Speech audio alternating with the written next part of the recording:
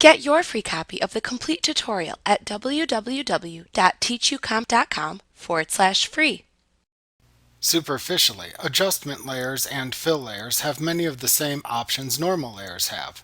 They have many of the same opacity and blending settings available to them.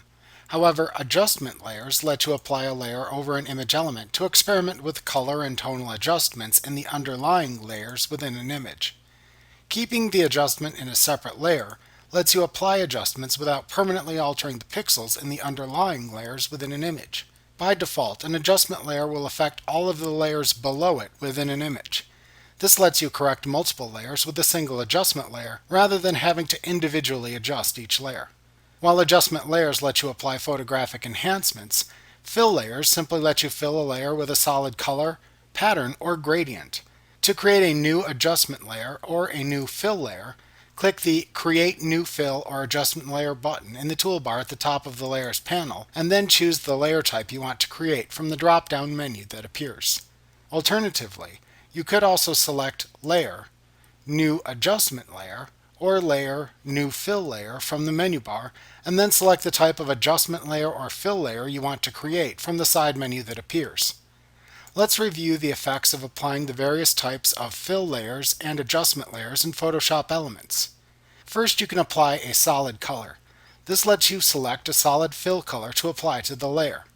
The gradient choice lets you select or create a gradient to apply to the layer. The pattern lets you select or create a pattern to apply to the layer. The levels lets you adjust the tonal values in an image.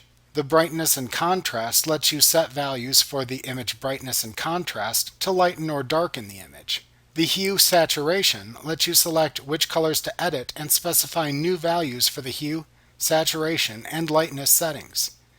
The gradient map lets you select a gradient and set the gradient options that map pixels to the color in the selected gradient. The photo filter lets you apply different photographic filters to an image that adjust the color balance and color temperature. The invert inverts the colors within an image based on brightness values to create a photographic negative. The threshold lets you set a threshold level for the image to render the image in monochrome with no gray, so you can locate the lightest and darkest areas in the image. The posterize allows you to apply a flat poster-like effect to an image by reducing the number of brightness levels in the image, thus reducing the number of colors.